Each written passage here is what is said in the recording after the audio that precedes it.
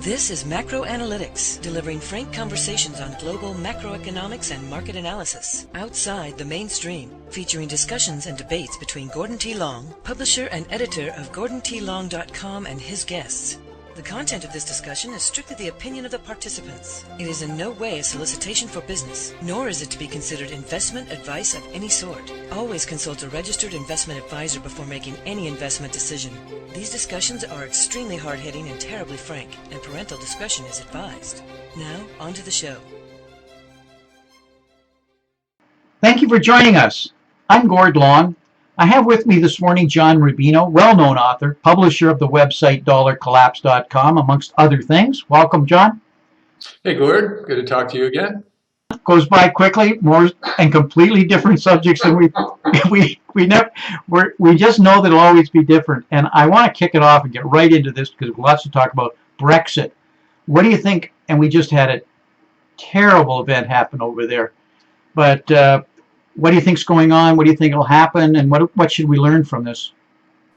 Well, the big story last week was that the polls were showing that Brexit, or the exit side, was winning. You know, the people who wanted the UK to pull out of the European Union were gaining traction, in part because the mass shooting in Orlando brought the immigration issue to the fore, and that's the really strong issue for the Leave side of that debate. And so their poll numbers shot up. And then, just when it looked like global financial markets were starting to panic, and we're so close to the referendum that it looked like the Leave side had an insurmountable lead here, a Labour MP, a woman in Great Britain, was assassinated on the campaign trail. And so that led to the suspension of the campaigning for Brexit. And now everything's kind of in limbo. And, leaving aside all the other creepy aspects to this story, I'm getting a lot of emails from people saying, well, this was obviously a false flag, right? I mean, they sacrificed one of their own in order to win this referendum. And, I don't know about that. But and I'd hate to think that it's true, but the point here is that we've lost such faith in our governments that this is the first conclusion that a lot of people jump to when anything like this happens, that the government orchestrated it for some kind of political gain. And historically, we've done this so many times in the past and thought about doing even more horrendous things in the past than we actually did. But yeah, it's completely conceivable that that a political assassination could be used in order to win an election, or certainly that election fraud of other kinds can be used. So the speculation out there now is that if this doesn't work, in other words, if the poll numbers continue to show that the Leave side is winning, then the UK authorities will just steal the election when the time comes. And that's, I wouldn't say that's a consensus, but a significant number of people believe that that's the way things work. And that's a terrible sign for almost any aspect of modern Western politics, because that's one of the signposts on the way to the crack-up loop. In other words, when we lose faith in the authorities, including the monetary authorities, but also the political authorities, that's when we stop wanting to hold the fiat currencies that those guys are supposedly managing.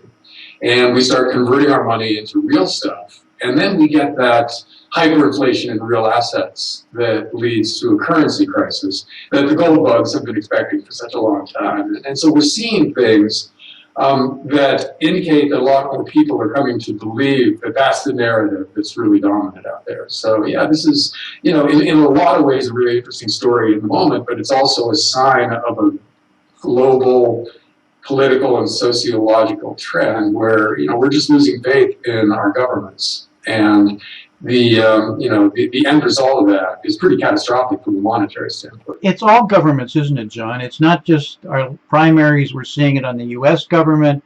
It's not just representative with the Brexit, but we start to go through each of the EU countries, the new parties that are arriving, anti-establishment, even anti-EU. There's a complete distrust. And, you look at Brexit, if you look at, and I have to use the word I was going to say lies. Let me say exaggerations that are being used. And I'm looking at people like George Osborne, the Chancellor of the Exchequer, out with statements that he's going to have to raise taxes or cut costs by 30 billion pounds. That 680,000 people are immediately going to lose their jobs. That the growth of the country will shrink by 6%. I mean, I don't know where he got these numbers, but as example, and people look at that and they say, I don't believe this. And so it's reinforcing itself. And so there's no question. Last point I'd make here, not interrupt, is I think this is a false flag. I cannot believe, I don't want to accept that there would be anything other than somebody took an opportunity to control the public narrative on a bad event. So how quickly it happened. Within hours, they put a moratorium after she was killed, the member of parliament. So it says that we control the media's message very tightly. Whatever event happened, the narrative is immediately twisted, and people see that now. They can't. You watch CNN, and I was saying earlier, you can watch Trump hate. You can be a Trump hater, and you watch CNN as they go at him minute after minute. At some point, you start to feel sorry for him and start to think maybe he's not as bad as you thought. Well, yeah, see, that is the initial reaction of a lot of people now, maybe a majority of people. We put the cynical spin on whatever we see out there. We immediately look at how the government is manipulating whatever's happening, or how they made it happen and are lying about it, because we just don't trust these guys anymore. You look at Congress's approval ratings; it's below used car salesmen now. Nobody trusts Congress, and whoever wins the next presidential election, whether it's Hillary Clinton or Donald Trump, I think most people already don't trust those two. And so whoever's president next is going to be right there along with Congress in being not well trusted. And so it's really hard to make public policy when everybody's looking for the ulterior motive in everything you do and everything you say. And so that bleeds over into economics, where nobody trusts the Fed anymore. And really, if you watch the talking heads speak now, first of all, they disagree with each other. You've got multiple Federal Reserve talking heads coming on and saying different things, which is kind of bizarre when you think about it. Normally an organization has its debates internally, and then they have one united face that they present to the rest of the world. But the Fed, for some reason, is having its debate publicly. And not only is it not a very edifying debate, but it's pretty clear that these guys don't know what they're talking about, because they say different things at different times, and none of it makes a whole lot of sense. We need to raise interest rates in June, or we only need one interest rate increase through 2017, and we're data dependent, but we're looking at different pieces of data that say contradictory things. And that's what we're hearing coming out of the monetary authorities now. And the conclusion that you have to draw is that they're winging it. They don't know what they're doing anymore. And not that they ever did, but now they're at the point where their choices have shrunk to just a few really unpalatable possibilities, like raising interest rates, which would cause a financial crisis, or lowering interest rates, which would also cause a financial crisis, or standing pat, which is causing a financial crisis. And that's it. That's all they've got left. And, you were talking about Deutsche Bank before we went live, and that's a good indicator of what's happening out there. The biggest German bank is in crisis. These guys, for all of their existence, really have been this rock solid institution that everybody could trust, because they were part of the German financial system, and the German financial system was rock solid. But now they've got a derivatives book that dwarfs the entire German economy. They're losing money, they're laying people off, and their analysts and executives are basically screaming at the government, telling them they better fix this. And they better fix this quickly, or else a crisis is going to ensue. And when you've got a big bank panicking like that publicly, that's a sure sign that they're really panicking privately. And if Deutsche Bank were to have some kind of a crisis, as you said, this is bigger than Lehman Brothers. It's the two or three big banks that blew up in 2007, 2008, all rolled into one. And it kind of looks like they're heading in that direction. Their stock is at an all-time low. They're not done cost cutting. They don't seem to be able to function in a negative interest rate world, and there's no hope in sight that any of those things are going to change. So they might be the big story a couple of years hence. Well, Lehman's ratios were 32 times, which put them under on small correction in just a matter of literally a couple of days. Deutsche Bank's ratios, we know publicly, are well north of 52 publicly, never mind what it is unofficially. And we know they've got the bad debt, and their derivatives book, as you just said, is bigger. Their swaps alone bigger than the size of the German economy by a couple orders of magnitude, actually. See, Gordon, so this is serious. The derivatives thing is pretty crucial when you're talking about leverage, because they don't include their derivatives book in their leverage ratios, because they run what is called a matched book, where they've got currency swaps and interest rate swaps and credit default swaps on each side of a given possibility. And so they think they're hedged. But if one counterparty blows up, they're not hedged anymore. So their net risk becomes their gross risk, or vice versa. Their gross risk becomes what's real, and that's a gigantic number.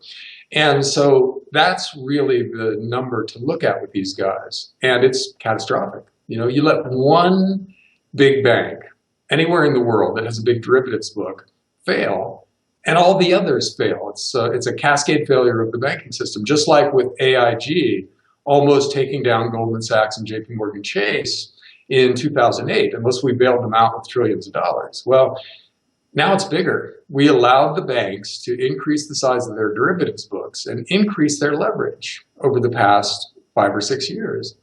And so, along with everybody else, you know, the whole world got more leverage instead of less leverage. And so when something happens this time, it's going to be commensurately bigger. And, you know, it might be Deutsche Bank, it might be the Italian banks. You know, it could be a lot of different banks around the world, a lot of different banking sectors in different countries that blow up. We can't know which one it's going to be, but we created the conditions in which one could easily blow up and take down the rest with them. Deutsche Bank has a bigger leverage than Lehman, as I said. It has more debt than Bear Stearns had, bad debt in terms of Italian banks, et cetera, and loans there. And it has bigger derivative problems than Enron had. That's a pretty bad set of company to put yourself in. But, John, what's happening is the concerns in the banking industry overall in the EU, the money and negative interest is rushing into the U.S. treasuries. And the yield, which is just plummeting as the bond prices go up, and it's temporarily shoring up the U.S. dollar, is people aren't paying attention to it. We haven't seen this amount of fear in a long time, and I see it in the Euribor, LIBOR, Euribor, OIS spread. It's up at Lehman levels. So the counterparty risk is getting to be questions here. I'm not trying to preach doom and gloom, but people just need to be really, the Brexit is a destabilizing event potentially. Yeah.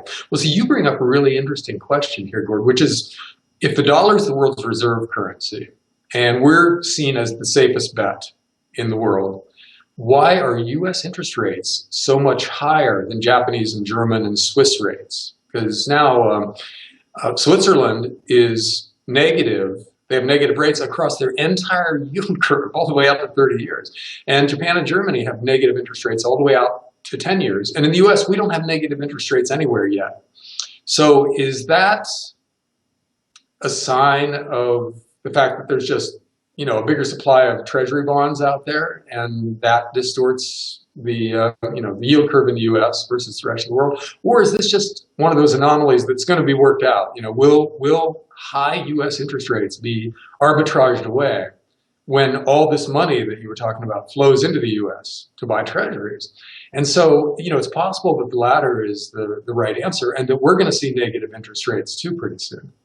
And when that happens, you know, all bets are off, because a modern economy, it's turning out, can't function with negative interest rates, because you destroy the business models of so many important institutions, like pension funds that have to generate 8% returns. Can't function with negative interest rates, because that means they lose money on their bond portfolios. And insurance companies, same thing. Savers. And now banks, it turns out, can't function in a negative interest rate world. That's an unintended consequence of easy money. We thought that lowering interest rates was good for banks, which it has been in the past. But when you hit a certain point and rates go negative, turns out banks don't like that. They can't make money in that kind of an environment. So now, as rates get more and more negative around the world, banks are more and more impaired. And that's the panic that you're seeing with Deutsche Bank and Citigroup and Bank of America, all of a sudden coming out and saying negative things about their predictions for the future. And that's really unusual. Usually these guys are perma bulls because it's their job to get people to buy stuff, And when they start coming out and saying, we've got a crisis on our hands unless this changes or that changes, that's different. And that's a sign that they're really panicking. And so that's just one unintended consequence of easy money taking to its logical extreme. We're getting things that are turning out to be the opposite of what we expected. People aren't borrowing as much more money as they should be, given the fact that in some parts of the world, you can take out a home mortgage and the bank pays you. You have a negative interest rate on your mortgage. And yet we're not seeing people do that on a scale that you would normally expect if there was just a linear relationship between interest rates and borrowing activity. So we're seeing people actually borrow less now as rates go down. And we're seeing banks make less money as rates go down. And the governments of the world have borrowed so much money that they can't raise interest rates anymore because that'll shoot their borrowing costs up through the roof and blow up their budgets. And so I think we're finally at the point where the world's central banks and the world's governments are stuck. We've been talking about this for years, Gord, where eventually they paint themselves into a corner where every choice is catastrophic, including just staying put and staying the course. And this might be it. We might finally be at the point where there's nothing left to do that doesn't cause a crisis. And so that kind of explains the sense of panic and confusion that's out there now. You overlay on all of that, the global economy, trade is slowing at unprecedented levels. Yes. China, I was just talking to Richard Duncan. He says it's not about a hard landing. It's in the middle of a hard landing. It's already happening. And the magnitude of the issues there. So the point I'm getting to is the countries do not have a growth in their their currency reserves. They're actually having to sell. So what's being hidden right now is countries are selling U.S. treasuries to keep their current account and their budgets, their balance of payments in line. They need the cash, if you would. So there's been significant amounts of withdrawals of selling of U.S. treasuries. But it's, as we just said, there's money coming in that's a panic from the private sectors, insurance, pensions, etc., that have no other place to have that's at least a positive yield. So how long does this little ring around the rosy last? Because either actions, having to forced to sell your currency reserves or forced to take this kind of interest rates, are not sustainable. Yeah, that could be one of the reasons U.S. interest rates are still as high as they are, even though they're falling lately, and that is that a lot of central banks are having to dump treasuries.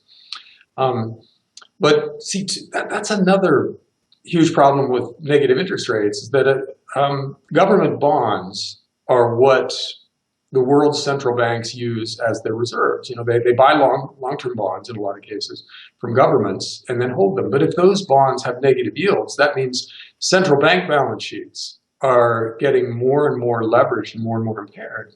In other words, they're losing money on their reserves.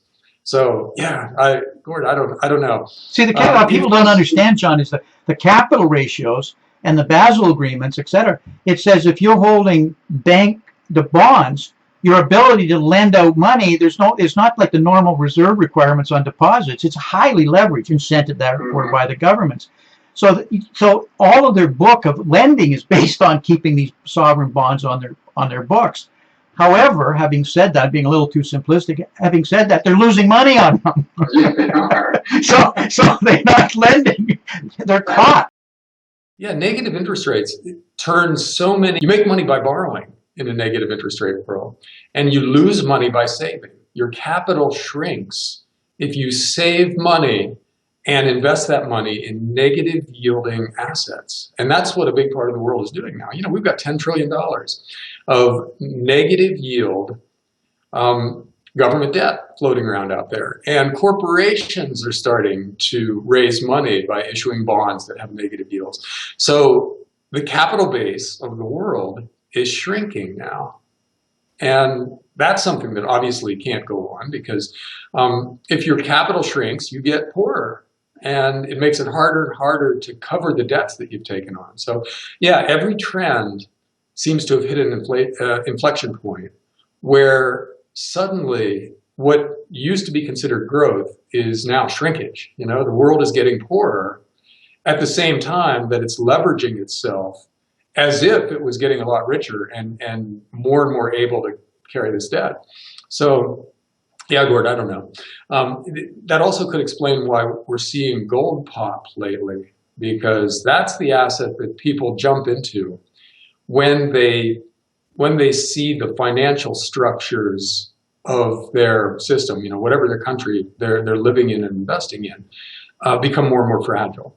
So lately, the amount of money flowing into, for instance, gold-based ETFs is through the roof, and junior mining stocks, in a lot of cases, have doubled and tripled just this year so far, because people are suddenly worried about plain vanilla equities. They're not making any money in their bond portfolios, and they're wondering what to do in a scary world with the capital they have left over, and they're choosing gold and silver. So, so many things point in the same direction, which is a gathering crisis. And I think the precious metals market is a really good indicator of the general sense out there that things have stopped working. You know, the old policy prescriptions that used to send markets higher because people assumed they would work at least for a while aren't even working in the short run anymore. And so panic is building, money's flowing into the safest conceivable assets, which are treasury bonds, high denomination cash, and precious metals. And you can't go on like this. So we have to do something to stop it, but it's not clear what there is that we can do to reverse these trends. I know this, John, and you've written about it. We're seeing more and more Cassandras, and we're talking about major players. When I see George Soros come out of retirement to make investment decisions which are shorting the markets around the world, or long in some cases, making calls about the yuan having to be devalued significantly. And remember, he bet well on the British pound and made his fortune that way. I see Carl Icahn at unprecedented short levels that he's never been at in his history. I see Druckenmiller. I can go on, and you've written about quite a number of these. I mean, so it's not us small guys. Maybe you're not, but I'll put myself in that category. Making these, being concerned. We're talking about people who are putting billions on the line that are concerned on unprecedented levels. Comments there? Yeah, well, yeah, I mean, George Soros is, what, 80-some years old. He's been at this for 40 or 50 years. He's probably on his yacht somewhere a year ago, you know, just kind of basking in the sun and relaxing with his $30 billion. But he turns on the news and sees what's going on and says, I can't stand it anymore. I got to get back in this. And so he starts shorting the market again and buying gold. And as you said, a lot of big names are doing that. They're basically bailing out of traditional financial assets and becoming shorts and gold bugs at the same time. So, you know, it's a good sign for people who have had this point of view for a few years and been too early, that now the big, very smart money is aligned with the people who have been saying short the market and buy gold for the past few years. So, and, you know, yeah, one more sign that the old systems aren't working anymore, that these big names who traditionally find things that are workable within the long side of the market. You know, normally these guys, with the possible exception of Soros, who every once in a while they find long positions that they can take in companies that they think are going to do much better going forward. It sounds like they're not seeing much of that anymore. You know, they don't expect anybody to do well other than gold miners. So, you know, they have a history of being right. We'll see if they are again. It's not just what I'm saying. It's not just big players and individuals. Hedge funds have serious troubles. They're a lot of them are closing up. They can't return any kind of decent money. They've been an object failure.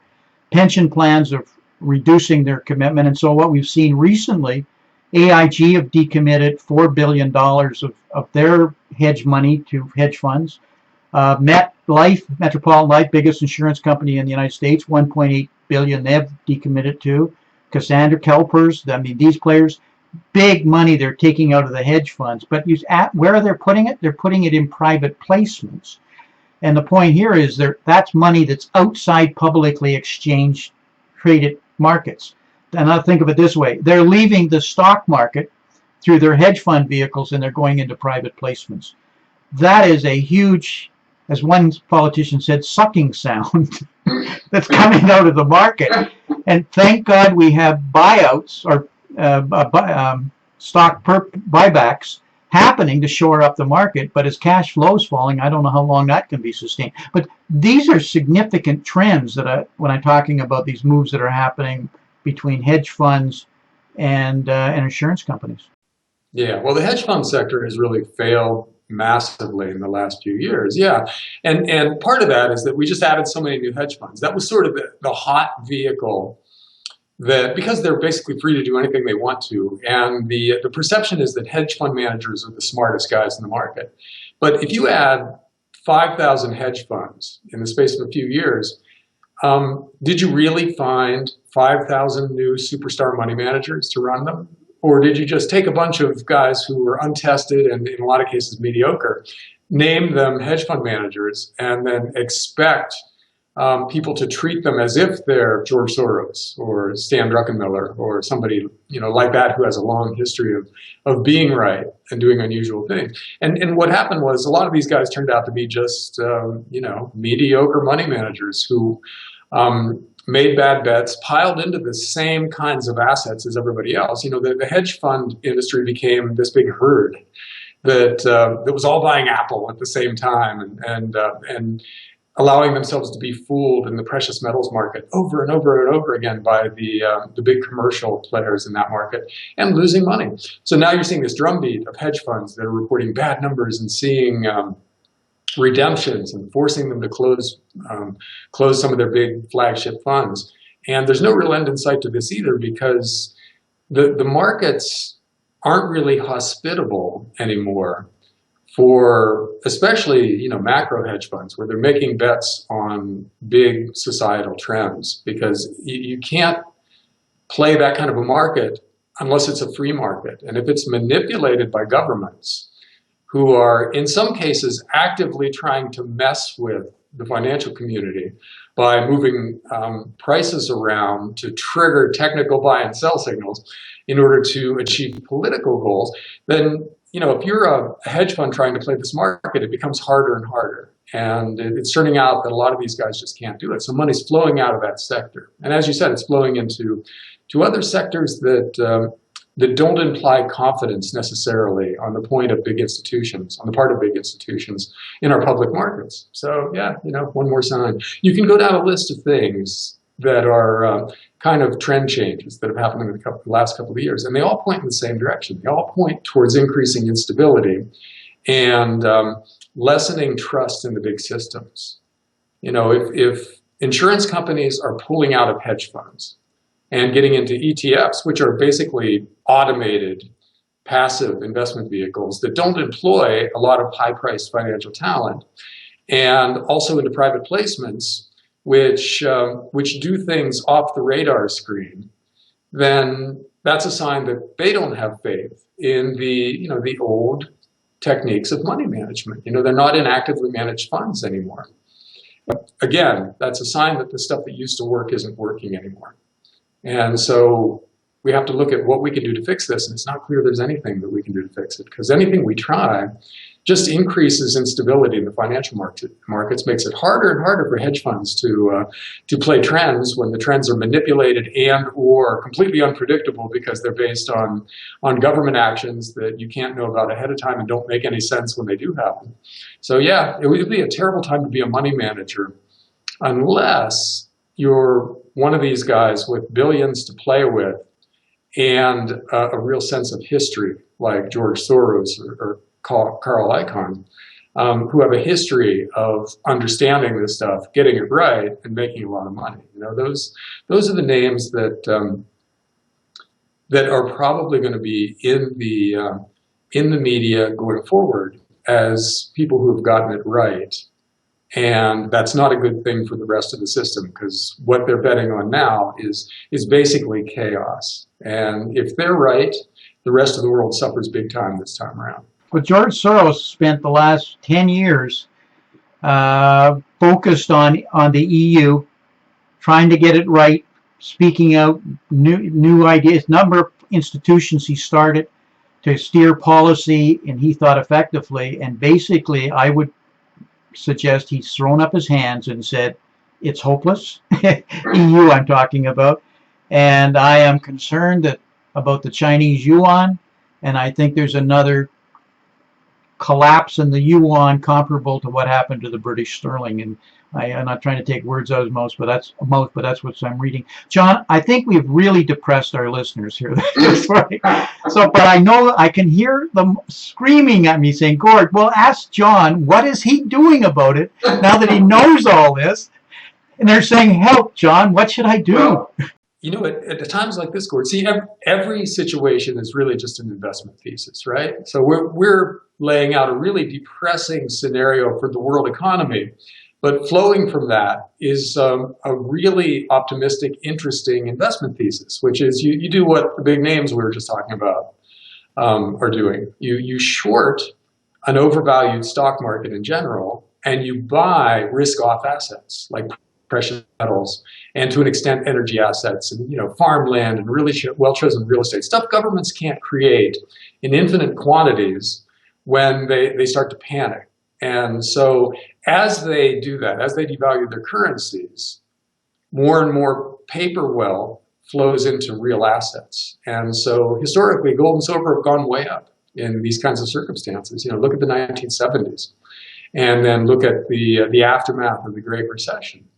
Precious metals were the best things to be in. So it's possible to get rich during a crisis. When everything else is spinning out of control, if you've got the assets that capital is flowing into, then you're in pretty good shape. Doesn't mean your life is going to be great, because your job might be at risk, and you've got family members who didn't do it right and they're falling on hard times and all that. But for you and your immediate family, you can protect yourself. And that's the way you do it. You get into the assets that will do well, which right now, gold and silver. That's the easiest place for regular people to hide out and protect themselves. And so silver coins are available right now. You can buy them in bulk. There's all sorts that are out there, and I won't make any recommendations, but I'll make observations.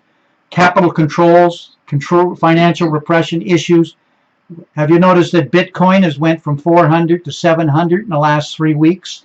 I'm not saying it's a good investment. I'm saying people are using it as a way of getting around capital controls. China is the biggest example of it, of getting the money out of the country. So there's all these kind of investments that are springing from the unintended consequence, from these bad policies, these constrained policies, and people are playing that. Another one, former Treasury Secretary of the U.S. Treasury, Lawrence Summers, is going around the world, it's a fact, preaching the fact that we need a coordinated fiscal stimulus. In other words, we have to increase the balance sheets of these central banks by $2 and $4 trillion, or the world's coming to an end. And the only way to do it that people will agree with is infrastructure, coordinated, massive infrastructure. And having said that, I see insurance companies, pension plans, everybody just flooding into infrastructure strategies. I just finished a review in Montreal where they were presenting to all insurance pension plans detailed infrastructure strategies. Yeah. But they're all reactions to government policies as opposed to good business plans, right?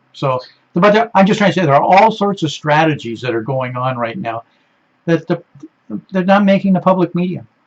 Yeah. Well, see, negative interest rates didn't work. So we're concluding that monetary policy has pretty much run its course. If negative 1% rates didn't work, negative 2% rates won't save us. So what's left? Government spending, but remember, China did this. That's why we, quote unquote, recovered from the Great Recession. China borrowed $20 trillion and spent it on infrastructure. And because infrastructure is politically directed spending, it's by definition inefficient, right? It's malinvestment almost from the very beginning of the process.